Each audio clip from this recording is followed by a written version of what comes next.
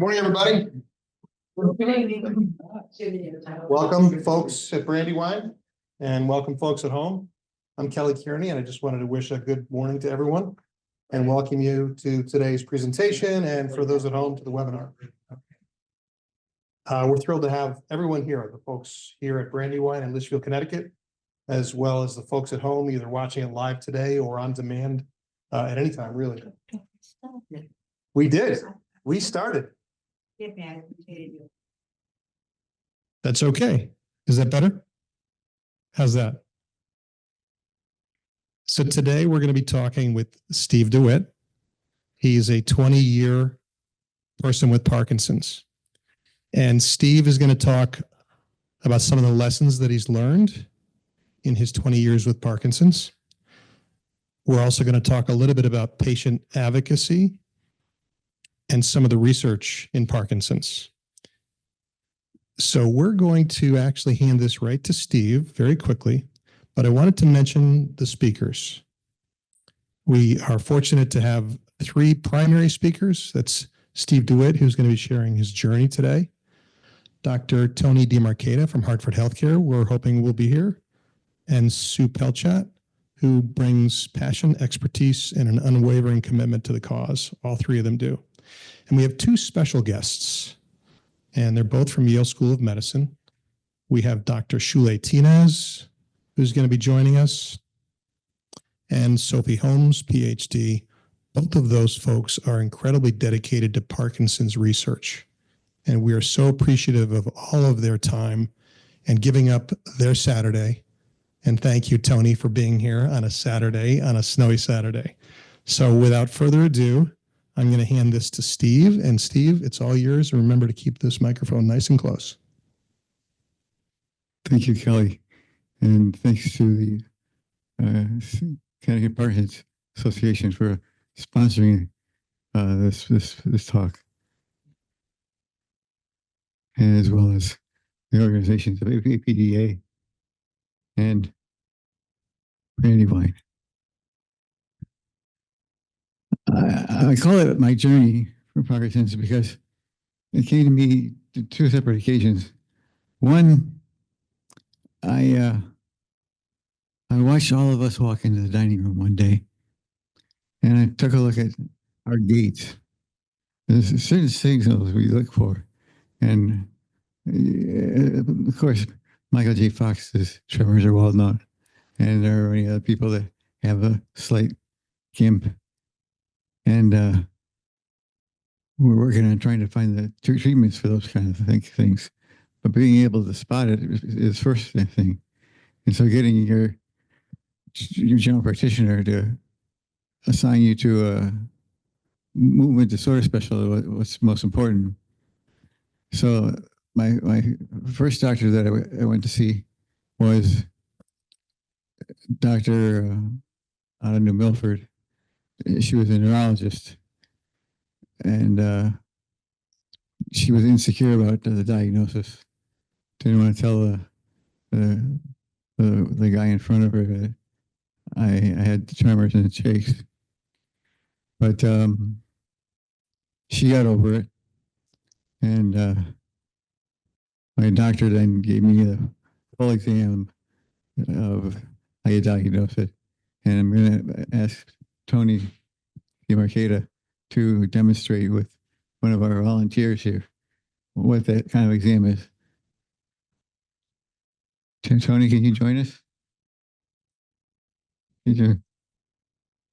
UPDRS is a standardized test that allows us to quantify any changes to the motor symptoms of Parkinson's disease.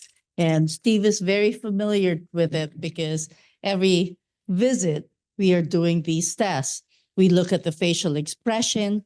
We see whether that has been affected by symptoms of Parkinson's. We listen to the voice and see how that has been affected. And then what do, Steve? Our little finger taps. And the finger taps here, and the hand fisting, and twisting the hand. And then the leg, we have to check the leg and the foot. And of course, we look for tremor. which is frequently what people associate with Parkinson's disease, but actually not everybody has Parkinson's. Not everybody has tremor with Parkinson's disease. And then we have to have Steve stand up and walk a little bit down the hallway. So there are many things that we are measuring, and each of these things have to be measured on a scale of 0 to 4. From one visit to another, each person who is doing the examination has pretty much a very good validity across the same person over time doing the examination, and also between different physicians or providers who are doing the examination. So the UPDRS, as I mentioned, has very strong inter-rater and intra-rater validity, which is why it is used as a quantitative measure. Thank you, Dr. DiMarcata. I sought out Dr. DiMarcata to help me with a second and third opinion on this diagnosis, because you see, when you do this little finger tipping and some walking with a slight gimp in my gait, I don't see how anybody would say, boy, it's got to be Parkinson's. It's hard to diagnose. So I went to a lab down in New Haven and got myself all wired up and got some pictures taken. Kelly, can we find those? You bet. Here it is. Here it is, right here. There they are, Steve. That's my brain. And there's two important things about this scan. One is that I get proof to my wife that I have a brain. Yeah. And the other thing is, you see the one on the left has a bit more vibrance to it. That's the beginning of the scan and kind of the discharge of some amino acids. I don't know.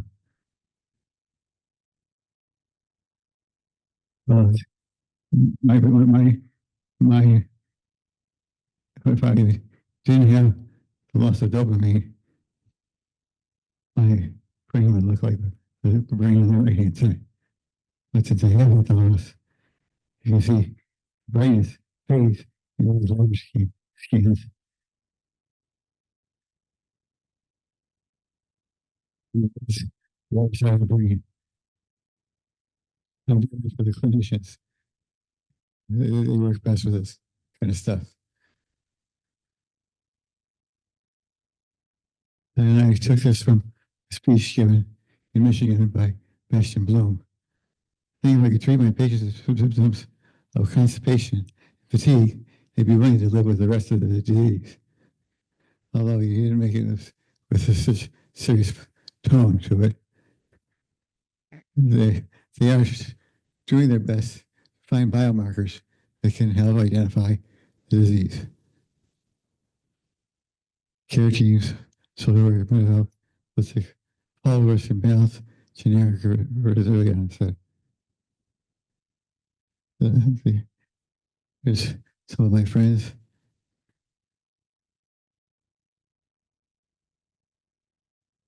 There's some more people with Parkinson's. Anybody can think of somebody else? Who's the guy on MASH? Alan Alda. Alan Alda. Keep that to your close to your mouth, Steve, so people at home can hear you too.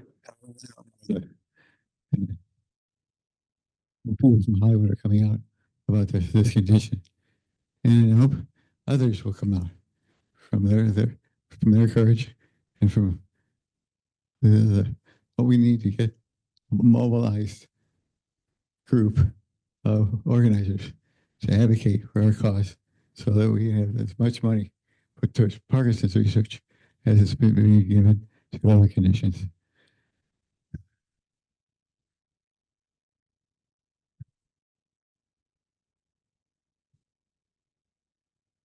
One of the things that I wish I could treatment for, and some of this all self-induced.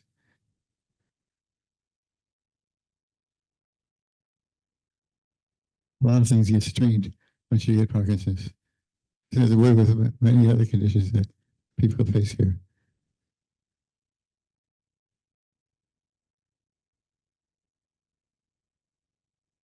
Disability is a terrible thing to waste on young people.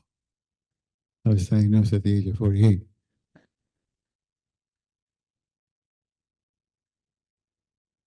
So Steve, you wanted to talk real quick, and I'll just jump in for you here. You wanted to talk also about the fact that it affected your work, correct? Strains on employment? Yes. I couldn't keep up the productivity of all. Right. My brain was saying, yeah, do this. But my body was sitting on the couch. Right. And then you also mentioned that you'd like to talk about some of the management of the disease, especially things that have affected you and some of your learnings from that, Steve, right? Yeah. Just to help us with our spirit as much as our need to sit down in a chair. So the spirit takes a pounding with Parkinson's.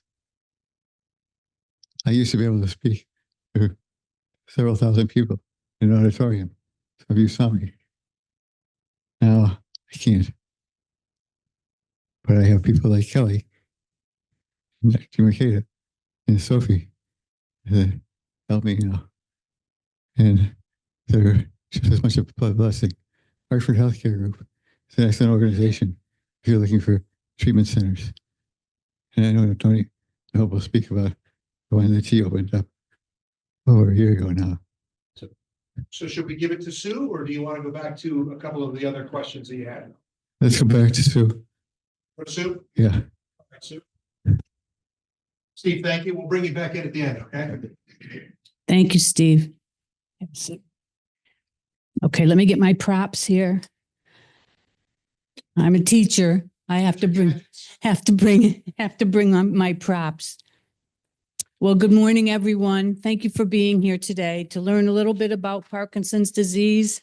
And I'm here to tell you a little bit about my experience with the disease with my husband, and to talk about our support group that we run in Torrington, and give you just some information about what a support group can do for you.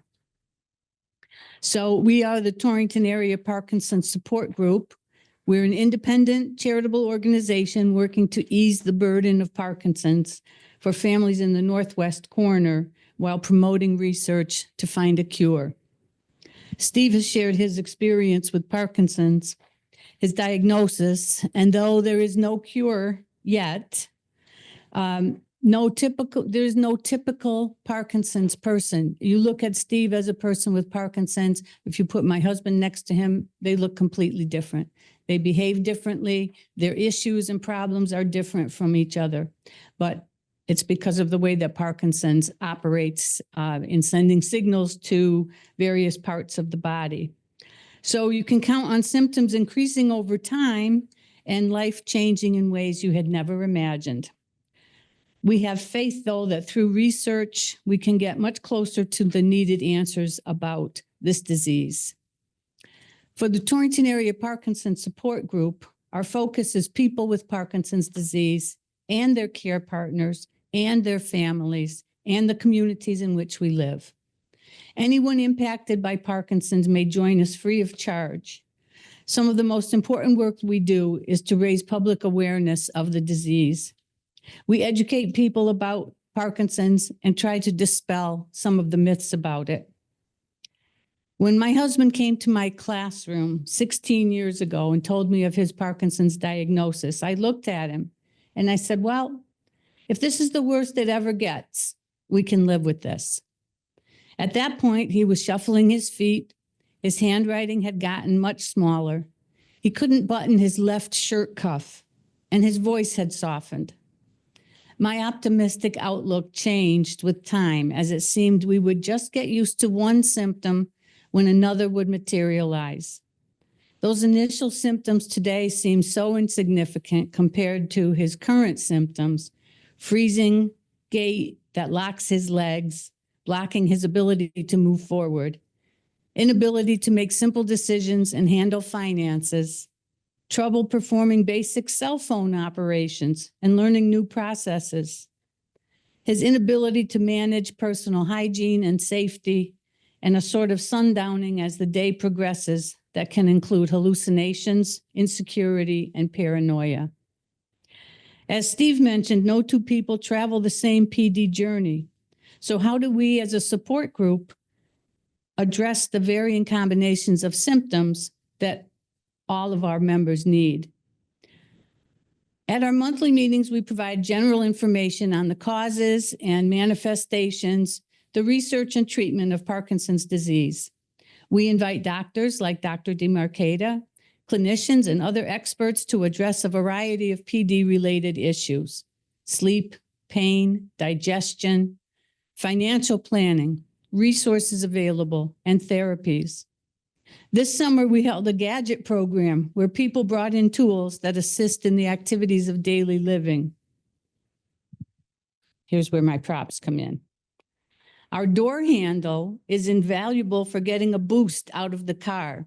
You just hook it into that metal, like an oversized staple on the side of your car where the door closes, and then you can boost yourself up and out of the car. And you don't have to have Parkinson's to benefit from these gadgets. Another thing that we use is a button hooker. This threads through the hole, grabs the button, and pulls it back through the buttonhole, just like the old-fashioned boots when you had to button your boots. Not you, but all the people who were older than you. But anyway, that was a great tool. And one person brought in this. You might recognize it as a spaghetti fork, but she used it as a back scratcher. So there are lots of things that are adaptable for use with people who have Parkinson's disease. And so we spent one whole meeting just identifying some of those gadgets that could be helpful. We work to elevate the spirit through chats and camaraderie among the people who are living the disease together. We laugh together, we celebrate joyous occasions, and we mourn losses together. One member confessed, "At first I was leery about having others see my tremors, but now I see so many people who look like me that I'm glad I decided to come." To join our support group, you merely need to provide us with your contact information. Once you're on our list, you're part of our TAPS family. We meet on the third Saturday of each month at the Sullivan Senior Center in Torrington and provide breakout sessions, a support group for care partners, and exercise for people with PD. We try to be proactive. As we learn about difficulties people are having, we try to address their concerns through services, community resources, or the connections we have with local agencies. We've impacted policies and practices through our connections with area doctors, hospitals, and offices. We hold an annual walk for Parkinson's in September at White Memorial in Litchfield. You may have come. It's a fun, relaxing day for participants to enjoy a gentle walk in a beautiful venue while we raise funds to provide needed programs. Our original plan for the walk was to fund research to make a difference for the future. And we've given over $130,000 to the Michael J. Fox Foundation for Parkinson's research. But when a member of our board asked what we were doing for our existing members, we realized we should do more and considered other ways to make a difference. Research has shown that there's only one thing that can slow disease progression, and that's exercise. So with staff from Charlotte Hungerford Hospital, we initiated an exercise program which we provide for our members. It's called Keep It Moving. Members may attend sessions twice each week at no charge. Funds from our walk cover the cost. While several people have been members of our group since it began in 2010, we realized another need recently.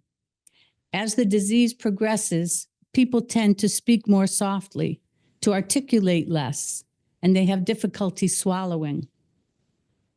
Speaking softly can lead to difficulty being understood and people withdrawing from conversations. while swallowing issues can lead to aspirational pneumonia, a life-threatening complication of Parkinson's. So we initiated a program called Beyond Words, in which a certified speech and language pathologist works with interested members to teach strategies and skills for effective communication and awareness of the vocal processes at work while speaking and swallowing. Direct expenses for what we provide our members comes close to $30,000 annually. Our only fundraiser is our walk. Other donations may come as memorial remembrances, grants, or gifts of appreciation. We're led entirely by volunteers. 16 years ago, people knew little about Parkinson's disease, despite the fact that more than 1 million people in the United States had already been diagnosed with it. One day, my husband, John, was struggling to get into the car shop office. There's something about thresholds that can block a person's ability to pass over them. John tapped his foot repeatedly, rocking back and forth and trying to get his right leg to move. Finally, with much effort, he made it into the office. A little boy sat politely, silently, watching him struggle. After John was inside, the boy asked, "Why was that man dancing?" My heart melted as I tried to explain to a 5-year-old why my husband's brain couldn't get messages through to his legs. There are many people who see folks with Parkinson's and avoid them because they don't understand the dance they do. In the past, I might have avoided them too. But I've realized that they're just people struggling to move forward. So I ask, may I help you? Lift that bag, or put your walker into the car, or put your coat on? Despite the fact that they have a disease, they are not sick, and they do not want to be avoided. So feel free to stop and say hello. Ask how you can help. Show people they still matter as you would show kindness to all mankind. It's estimated that 5 million people worldwide are living with Parkinson's disease. In the United States alone, 60,000 new cases will be diagnosed this year. Currently, there's no way to prevent it or accurately predict who will develop Parkinson's disease. There's no known cure, and available treatments only mask the symptoms while the disease worsens. But we can slow the progression through exercise. We can enhance communications and improve swallowing through education. And we can participate in clinical trials to support promising research. In our support group, we emphasize the importance of becoming part of the wider PD community, working with a movement disorder specialist to treat the disease, and exercising to slow the progression. We advise people to make their bucket lists and start to check off whatever matters to them most: travel, family experiences, fun. Things can change very quickly with this disease, and it's good to be able to look back on recent memories with a smile. These days in our house, we need to allow an extra 15 minutes to put on coats and get into the car, plus 10 minutes on the other end to get into the building. Overnight travel requires thorough consideration of clothing and backups, hygiene products, and needed medical equipment, plus accessibility at the hotels. We talk openly in our support group about the impact these changes have made on our lives. Parkinson's affects care partners' lives. Honestly, you become two people living one life, and it's not the life you signed up for necessarily. So you need to develop a network of assistance for the times you as a caregiver just can't be there, for when you need a listening ear, for when you're tied up with your own personal care, or you just want to sit with a friend and vent over a cup of coffee. Everyone needs support to survive this disease. We can help. You can go to our website at tapsg.org. That's taps.org for more information. While we hope our group makes a difference in people's lives, one thing's for sure: doing nothing changes nothing. So we continue our efforts to improve the quality of life for people with Parkinson's and their loved ones. And we're grateful for the caring support of so many people in the Northwest corner who help us work toward our mission every day. Thank you. And now Dr. DeMarcata will take us through some of the physical explanations of the disease and what people go through as they are dealing with the disease. Dr. DeMarcata? Yes, sure.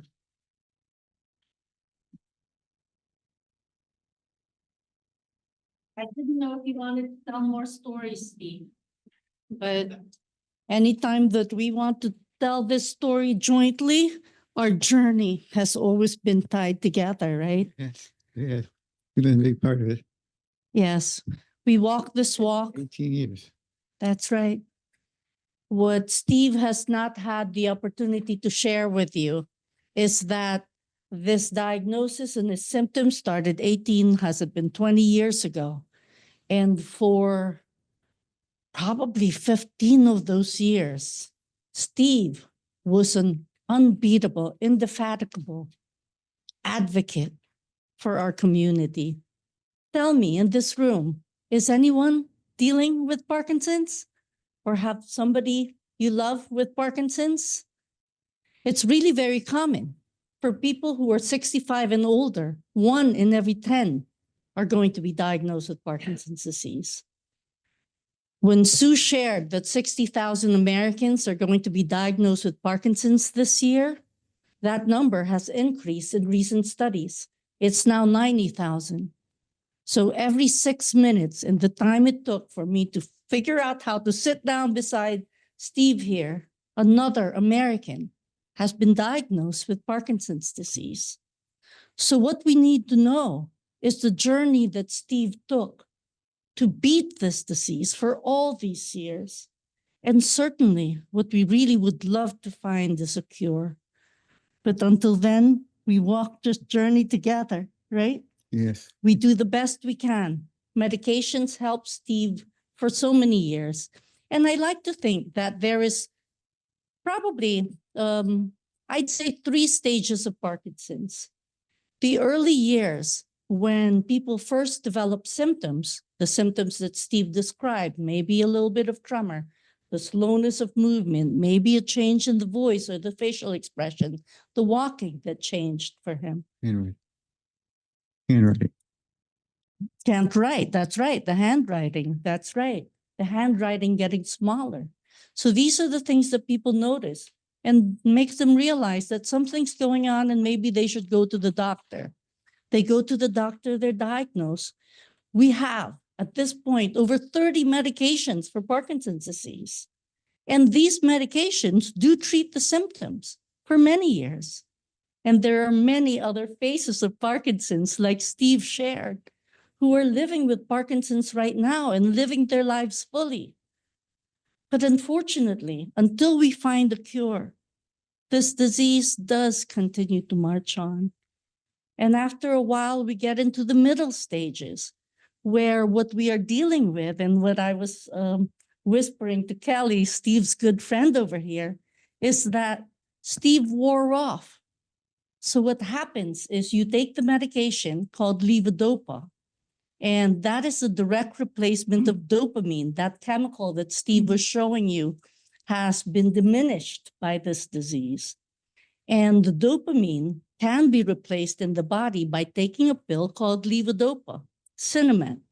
And there are many other medications that enhance dopamine in the body in some way or another.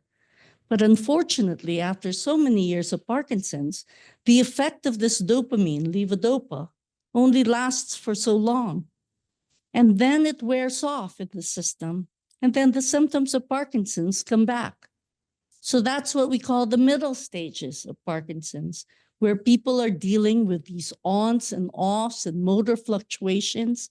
And many of you may have seen Michael J. Fox on television or in the movies, where he would have these involuntary movements like the dancing. Well, a different kind of dancing in Parkinson's disease called dyskinesias. Did you ever have dyskinesia, Steve? Yeah, I did. You did?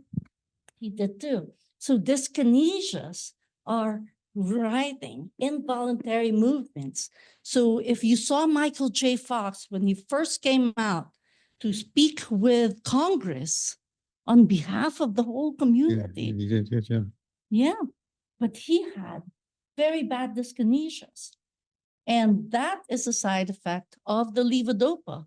Because at that point, the level of dopamine that is provided by the medication is really just fluctuating from very, very high. And people get all dyskinetic and then wearing off. And then people have more symptoms of Parkinson's disease, like we're seeing with Steve right now. So these ons and offs become difficult to treat. And we have to have other medications to try to make that dopamine stay in the system for as long as possible. So now we're at the middle stages, and we have to try to do as much as we can to keep people going, to keep you employed, to keep you doing all the things that you love to do the traveling that Sue was talking about. So what we do, I'm with Hartford Healthcare, the Chase Family Movement Disorder Center. So what we do is we encourage people to do physical therapy, speech therapy, occupational therapy. We have exercise classes at the Hartford Healthcare Comprehensive Care Centers all across the state that are free of charge: Tai Chi, yoga, dance, boxing. The group that Steve has co-founded with Michelle, whom you saw on the screen, is called Beat PD. And that is an intense exercise class that we provide for people with Parkinson's all across the state. Actually, now it's in the Carolinas too, because all of these things are crucial for people to do well. And although this audience that is here with us this Saturday morning does not have Parkinson's disease, know that it is crucial for all of us here too. Because what we've found is that exercising on a regular basis and exercising as strenuously as you can handle, even from the chair, do some marches, do some lifts of your arm, do a little bit of weights. That makes a difference in your total brain health. And it can ward off memory loss. It can ward off other neurodegenerative conditions. What that means, neurodegenerative conditions such as Parkinson's, just means that brain cells in some part of the brain have started to deteriorate and they die off. And depending on which part of the brain is affected, you may have different neurologic symptoms. So you want to do whatever you can to keep those brain cells healthy in all parts of the brain. In the case of Parkinson's disease, it's the substantia nigra and that area that Steve was showing you in the scan. In the case of Alzheimer's dementia and memory loss, it's a different part of the brain. If it were Lou Gehrig's disease, it's a different part of the brain and the spinal cord. So you want to keep all those brain cells healthy by exercising throughout the course of Parkinson's disease, doing physical therapy, speech therapy, occupational therapy. And in addition to that, what are the other things that you wanted to share? Did Steve had more of a story to share? Steve's big thing was to make sure he challenged, and I can bring those up on the screen. And part of that is to thank you, Dr. B, that also give me 2 seconds for you to get to that. So yeah, so the other aspects of it that we were starting to share earlier, when it affects your social, the family life and work and all these other challenges, you need the support of a social worker. You need the support of a neuropsychologist. And all of these things really make a difference. Again, when I talk about taking this journey with everybody that we see with Parkinson's disease at Hartford Healthcare, what we're trying to figure out is how this devastating disease has affected them personally in their journey. And we want to address it in one way or another. Steve has for number 2, live life with a purpose. We actually just created a program, Finding Purpose with Parkinson's disease, because it is true. Some people, not Steve, because he was a fighter and an advocate all throughout, but some people, they start losing themselves. They forget who they are. they start identifying themselves as a person with Parkinson's. And that really is going to be something that will lead to that person's defeat in this battle. You must not forget who you are. Everything that has gone on in your life to make you you is still there. It's still you. It's just you with this condition called Parkinson's. Parkinson's does not define Steve. Parkinson's does not define anybody who has been diagnosed with it. Steve has Parkinson's, but Parkinson's will never have Steve because he continues to fight. His spirit is strong, and we continue to have a purpose. So these are the things that we can do. We watch and try to partner with people with Parkinson's all throughout the journey, and we intervene as much as we can throughout that journey. So as condition advances further, as Steve has advanced in his Parkinson's disease, there are other treatments. We have pumps now where we have continuous infusion of levodopa into the intestine or right into the skin. So these are medications that can keep that dopamine level pretty much even throughout the day. We have surgical options, deep brain stimulation, which allows the brain to communicate with the legs, just like Sue was describing, in a way that's not chemical, because medications is a chemical way to introduce levodopa. Deep brain stimulation is an electrical way to send signals from the brain into the body. And now there's even high intensity focus ultrasound, an incisionless procedure that can also result in some improvement in tremor for people who have essential tremor or people with Parkinson's disease. So I guess that the message that we are trying to share on my part, Steve's part is living with this condition for almost 20 years. My part is walking beside people with Parkinson's disease and trying to support this community through their journey with all the medications that we have been able to bring to market and bring to the community through the years. All these surgical innovations and technological innovations that are still in the pipeline so that we can continue to live a life that is meaningful and that has purpose, regardless of what stage of Parkinson's disease this condition brings us to. But at the end of the day, what we are advocating for is research. We need to find that cure. We need to find the cure for Steve, for Michelle, for John, for every one of those 10 million people all around the world with Parkinson's disease. And we cannot do that unless people participate in clinical research to help us as the scientists and investigators wanting to beat this disease so badly for so many decades. But we need you. We need you to help us.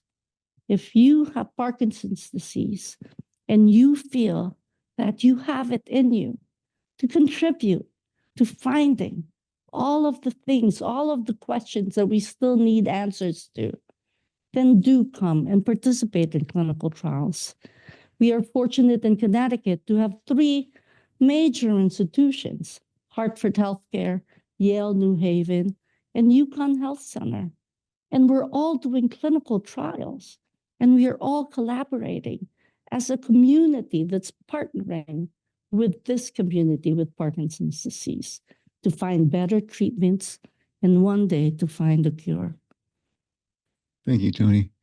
Would you help me thank Tony DiMarchita for her remarks today? All the words for Tony.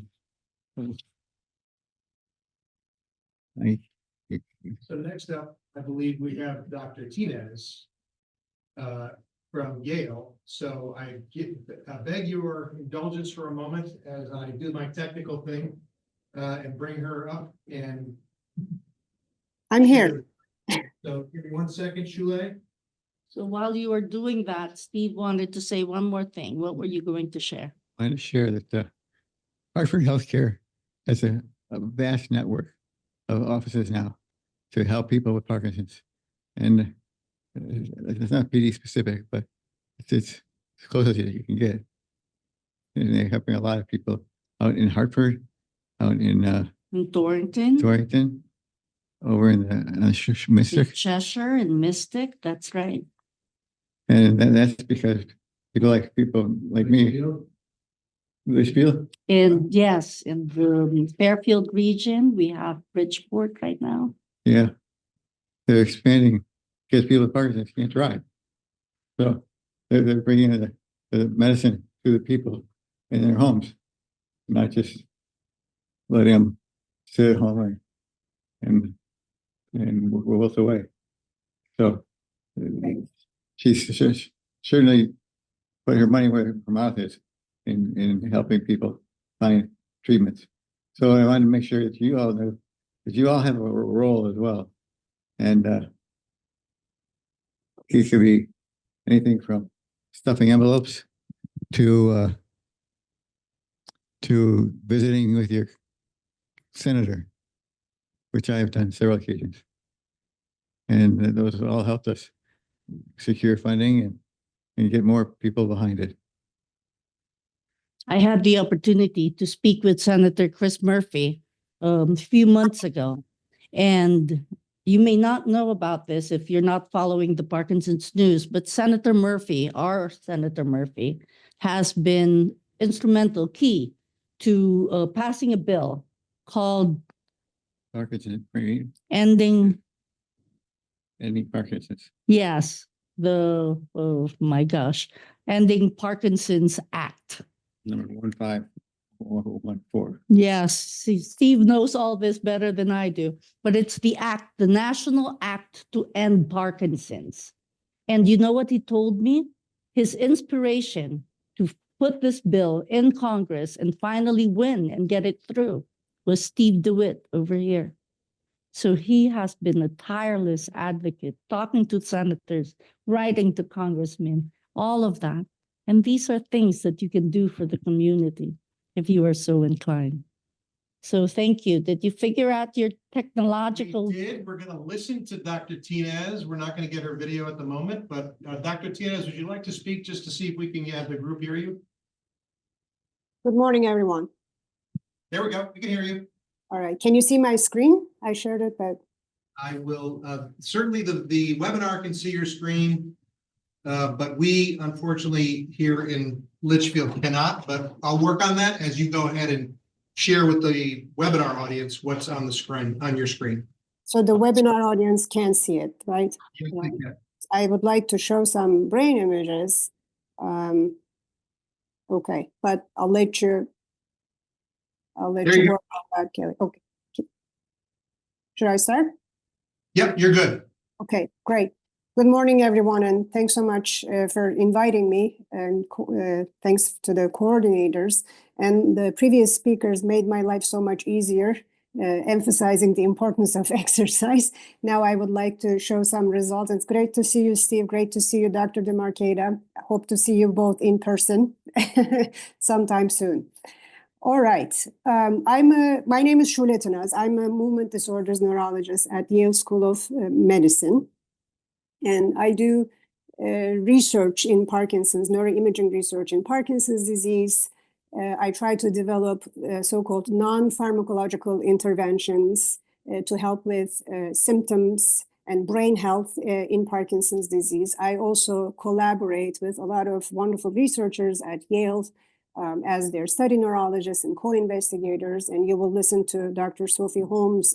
I work with her on her wonderful project as well. So today I just wanted to share the results of our recently published, well, it was published in early 2024, published study examining the brain effects of high intensity exercise in Parkinson's disease using brain imaging. So those on the webinar can see the first slide. This is the paper, and it's freely accessible. I'm also going to share a link in the end if you would like to know and read more about it. I'm not going to bore anyone with details. Hopefully, I'm happy to answer questions if you have any afterwards. What we basically did was we enrolled 10 participants with Parkinson's disease in the Beat Parkinson's Today high-intensity exercise program. I'm sure this program is well known to most of you, founded by Michelle Hespeler over a decade ago. And they do offer high-intensity interval training exercise classes. And participants had to take 3 classes at least per week and for 6 months.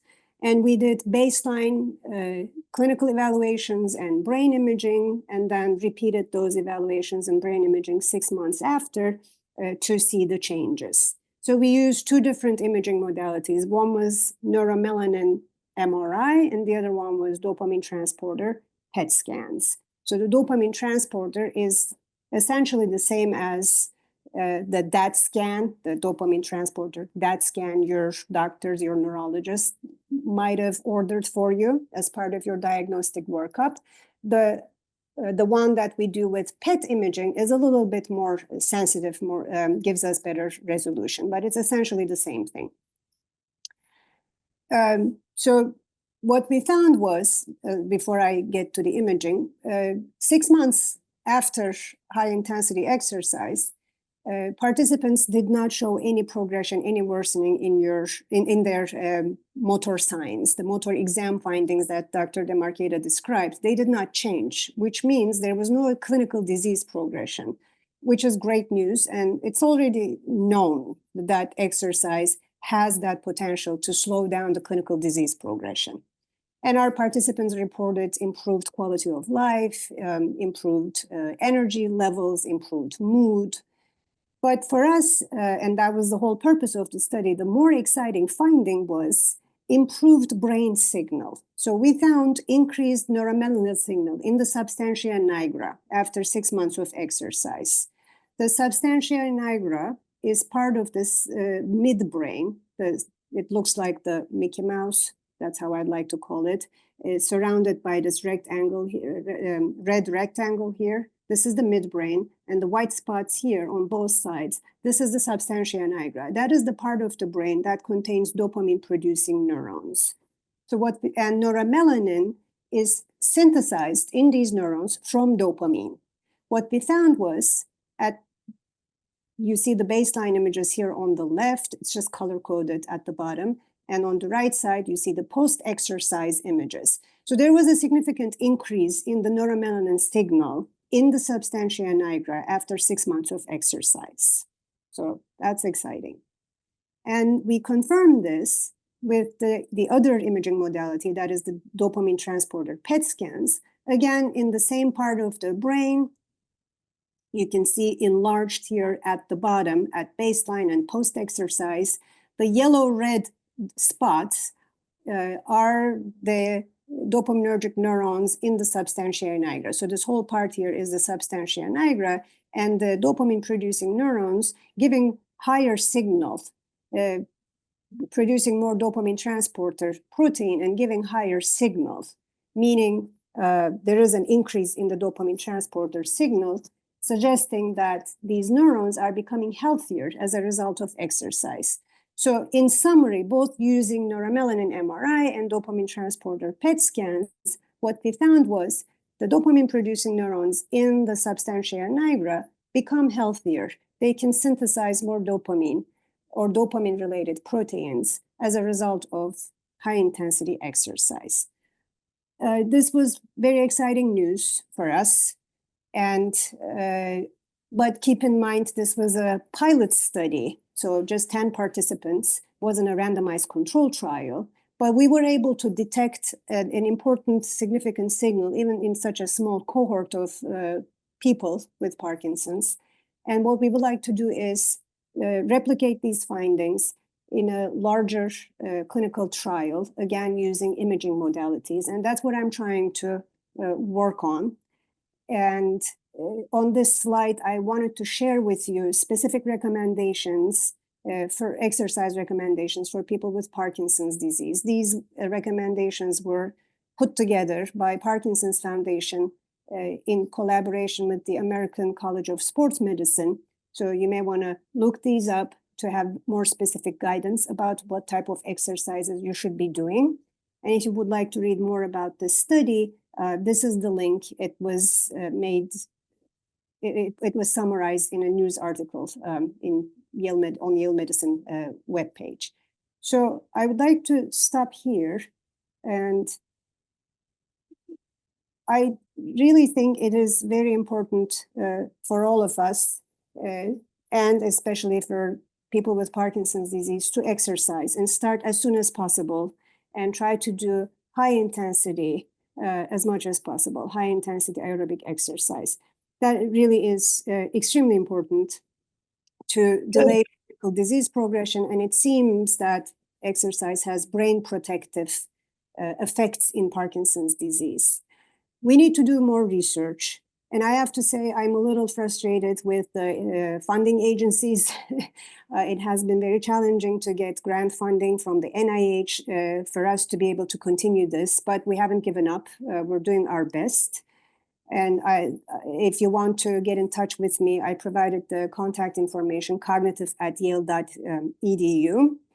I will be continuing this research and specifically focusing on the cognitive effects of exercise in Parkinson's disease. And as you know, this is a very common non-motor symptom of Parkinson's.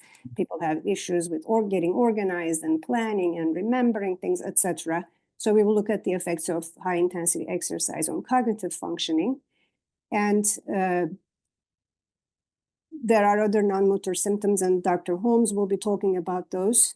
I think I should stop here, and happy to. Okay, that's perfect. I think that's great. Hopefully, Shula, you can hear me. We're now, and we do have Dr. Holmes with us, so I'm going to step over to the other side, put you up, Sophie, but you're live. So you've got, I don't have my watch. What do we have for time? You have, and we need to leave a couple minutes for Q&A, so I'll just give you a quick shout and say this is Sophie Holmes, PhD from the Yale School of Medicine. And Sophie, take it from here. Thank you, Kelly, and Steve and everyone for the opportunity to talk about something that's very close to my heart, which is mental wellness in Parkinson's disease, and which my research focuses on too. So I know that you all know that Parkinson's disease is much more than the motor symptoms, and that non-motor symptoms, including the psychological aspects of the disease, are very much part of the disease. But I just wanted to emphasize some recent research which really highlights this. So these are findings from the largest study in Parkinson's outcomes to date in 14,000 people. And they showed that depression and anxiety have the greatest impact on overall health and quality of life in Parkinson's disease. And that half of people experience depression and 40% anxiety. But there are very low referral rates to mental health professionals, and other research shows that while effective in some people, traditional serotonin-based antidepressants often have limited efficacy in Parkinson's. So clearly there's a huge unmet need here. And I think what we need to do is one, increase understanding of these symptoms, of the importance of these symptoms in Parkinson's. Two, improve access to mental health care in Parkinson's. And then three is do research to really understand the presentation of depression and anxiety in Parkinson's specifically, which could be different from the general population, and to understand the underlying neurobiology so that we can develop treatments that specifically work in Parkinson's. So I'll present show you a video in a few minutes outlining one of our studies. But first I wanted to just give a few tips that we can all do to improve our mental health and that have been shown to be effective in Parkinson's. So the first is mindfulness, which is the basic human ability to be fully present, aware of where we are and what we're doing, and not overly reactive or overwhelmed by what's going on around us. And mindfulness has been shown to be really, really powerful in reducing stress and preventing depression in Parkinson's disease. And mindfulness can be practiced either in like a dedicated way, where you set aside 5 minutes each day to kind of sit or lie down and focus on breathing and try and be grounded in the present. And there are apps to help with this that can guide you through it and send reminders, which are really important. The other thing is that it can be incorporated into just everyday life, because with depression, people can often get lost in their own thoughts, which can often be negative. And mindfulness is a way of kind of trying to break the cycle of negative thinking, which can affect feelings, leading to feelings of sadness and also behavior. And with anxiety, there's often a lot of worry about the future. Trying to ground to the presence and just be aware of these negative thoughts is really, really helpful.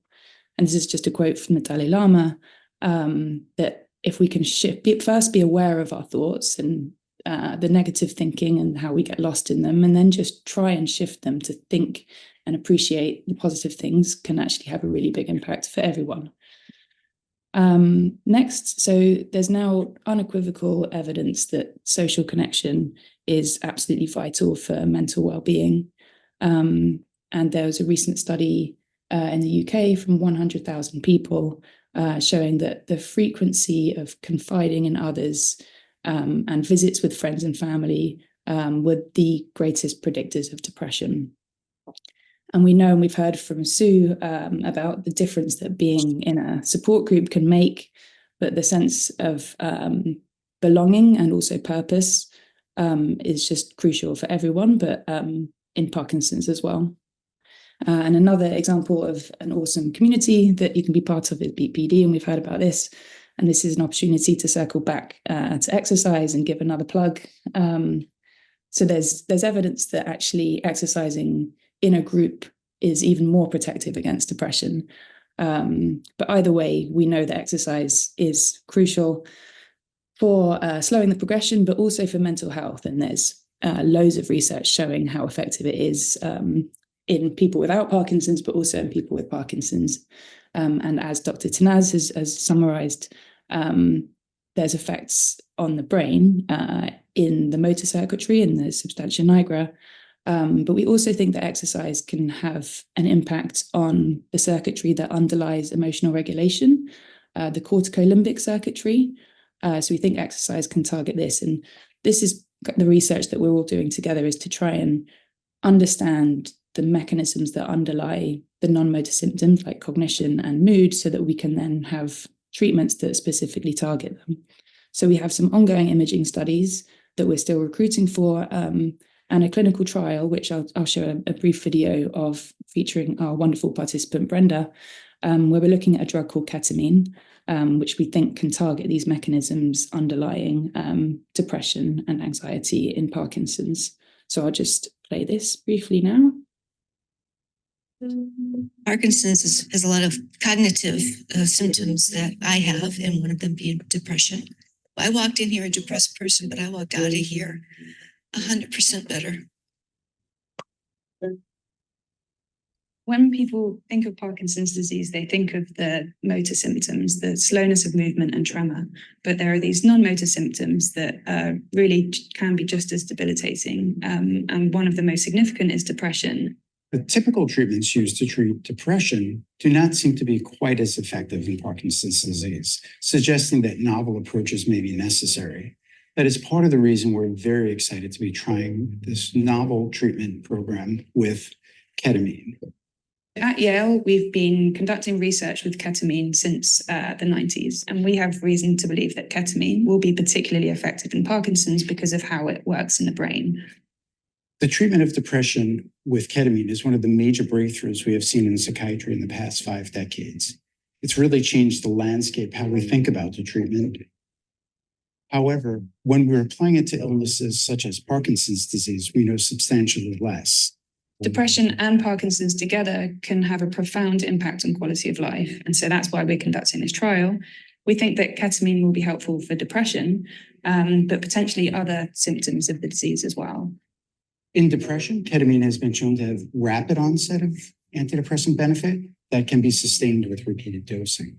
We're hoping to see similar effects associated with depression and Parkinson's disease? I had something traumatic happen and it just threw me into a tailspin and I couldn't get out of it. So I participated in the program in hopes that it would help me. It was really simple. Actually, when I was getting the infusion for the treatment, I fell asleep. If you or someone you know, a family member or a friend, is diagnosed with Parkinson's disease and is struggling with depression, please do not hesitate to reach out. The timeline for this trial is approximately 4 to 4.5 weeks with the addition of a 1-month follow-up visit, and all participants are reimbursed for their time up to $1,400. There also is an option of participating in the imaging portion of the study, which is also an additional reimbursement up to $600. Having the Parkinson's, I didn't really know what else to do as far as helping. And I find that participating in these clinical trials, the ketamine being one of them, I feel like I can contribute to the cure.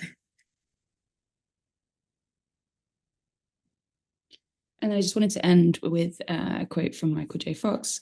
I often say I don't have any choice whether I have Parkinson's, but surrounding that non-choice is a million other choices I can make. So if anyone's interested in any of our research or just wants any advice or resources about mental health and Parkinson's, please do reach out. And Kelly, I'll hand it back to you. Dr. DeMarcata, I will give it to you for Q&A at this point, and then we can wrap it. Are there any questions in the chat? Check. Yes. Is Parkinson's disease any more prevalent in men than women, or is it pretty equally distributed? A little bit more prevalent in men than women. And that is an observation that has been throughout.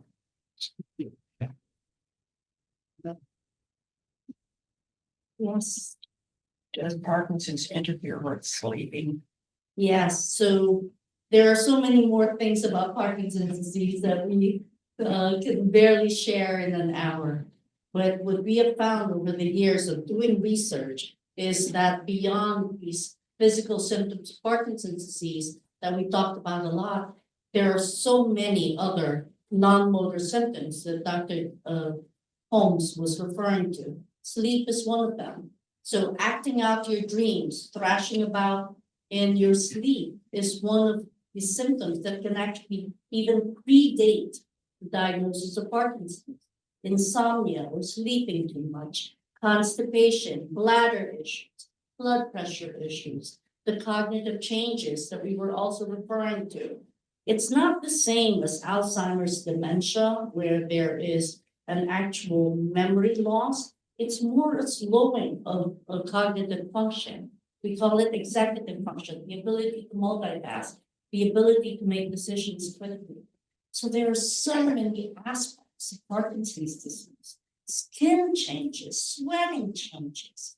So I think that the importance of continuing to understand more through research is bearing fruit in our ability to intervene. In fact, clinical trial that we are doing at Hartford Healthcare right now is a very interesting one. It's called the TOPAZ study. And this is in cooperation with institutions all across the US, actually all across North America, where we have found, can you believe, the risk of fractures in Parkinson's disease exceeds the risk of fractures in people with osteoporosis. Everybody knows that when you have osteoporosis, thinning of the bones, right, with bone density, your risk of fracture increases. But apparently, by virtue of just being diagnosed with Parkinson's disease, the risk of fracture is also very high. So a clinical trial that we're doing in Hartford Healthcare is to give a medication that is currently being given for osteoporosis to all people with Parkinson's. Our hope is that we can prevent fractures in people with Parkinson's disease by protecting them in this way. There's another study that I'm sure Steve, you have participated in. It's called PD Generation, where we are trying to figure out how many genetic mutations can manifest with symptoms of Parkinson's disease and how it might look different in different people. So that's a simple blood test that people with Parkinson's disease in the webinar audience can participate in. So there are constantly clinical trials that you can be part of if you would like to fight this battle with us, to understand more about Parkinson's disease. And as I said earlier, to hopefully find more effective medications and someday a cure. Well, we have no other questions in the chat. I think well, let me just real quick, because I see something popping up here. There was a question, I take, and I'll just read it out loud, I don't know whether we'll be able to get to it, but I take a medication for anxiety. Can I still participate in the ketamine clinical trial? And that's actually, I guess, for Sophie. So Sophie, if you're still on.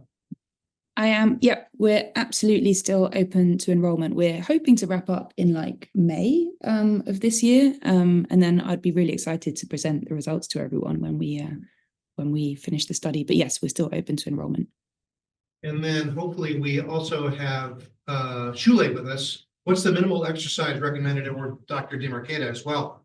Minimal exercise recommended to slow progression of Parkinson's.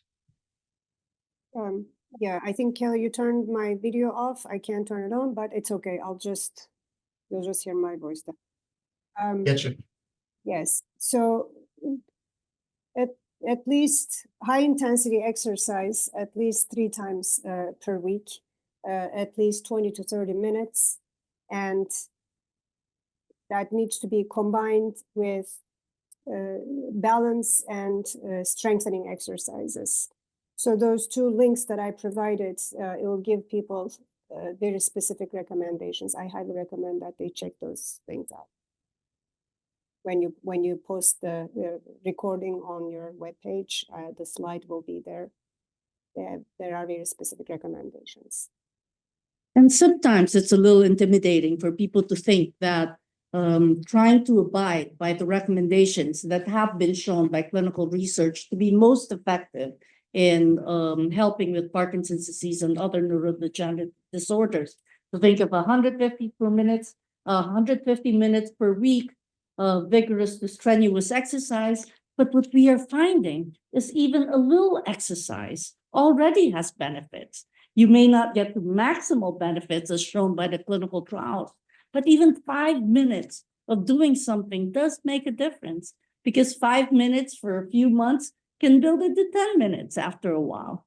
And 10 minutes every day can build into 15 minutes. And eventually we're going to get to those recommended numbers and make more of a difference in terms of whether it's Parkinson's disease or other conditions that we might be dealing with. So we always say 5 to thrive. Start with those 5 minutes a day and keep on working on it until that becomes more meaningful and you get to those target numbers. Well, we're way over on time, so I just wanted to, if you don't mind, just wrapping it up for us. You've got the camera on you, and I guess Steve and Dr. D, if you guys don't mind just wrapping this up for us, that'd be great. Thank you, Kelly, for your help in putting all this together. Ray, thank you as well from the Berry Wine community. And thank you all, my friends and neighbors in those communities, for being here to hear my story, my journey. And the story's not over. So, Kelly, thank you. Yes. And thank you, Tony. We continue this journey with people like you who are interested to fight this fight with us. So thank you very much. I'm not sure if you can hear, but I wanted to say thank you, especially to you, Dr. DeMarcata, for being here, but also to Dr. Tinez and Dr. Holmes, Sophie Holmes, for being here as well. Taking time out of your Saturday is really, really impressive, and it's for a great cause, so thanks. On March 22nd at Hartford Healthcare, we have a Parkinson's symposium that is really going to be inspirational. We're calling it Aspiring for a World Without Parkinson's. We're talking about prevention and cure and all the things that we have found in research that might help us figure out how we can one day have a world without Parkinson's. So if you continue to have an interest in joining us, March 22nd, just look at the website, Hartford Healthcare, Chase Family Movement Disorder Center. Thank you all for being here today and for joining us. Thank you so much. Bye now. Bye, everyone. For over 40 years, SCM has been the voice of our town, bringing us together through local programming, education, and live broadcasts. SEM isn't just about television. It's about empowering our community, ensuring our voices are heard during government meetings, and celebrating milestones like our high school graduations. But today, SEM faces a challenge. Our funding structure is based on television subscriptions. And it's no secret, people have been cutting the cord. With a shift to internet-only subscriptions, SEM receives less revenue, even though all our programming is freely available online. We need your support. We need your support. We need your support. We need your support. We need your support. Your donation can make a difference. It will ensure that SCM remains open, continues to educate our youth, and keeps our community informed. Thanks to SCM, I've been honing my creative skills, helping me work towards my college degree. SCM is crucial for keeping our community connected. SCM isn't just here to broadcast local events. They're actually preserving Simsbury's history. Join us. Join us in preserving Simsbury's voice. Simsbury's voice. Together we can ensure that SCM continues to thrive for generations to come. Visit our website or scan the QR code on your screen to make your donation. Every contribution counts. Thank you for supporting Simsbury Community Media, where your town, your schools, and your government come together.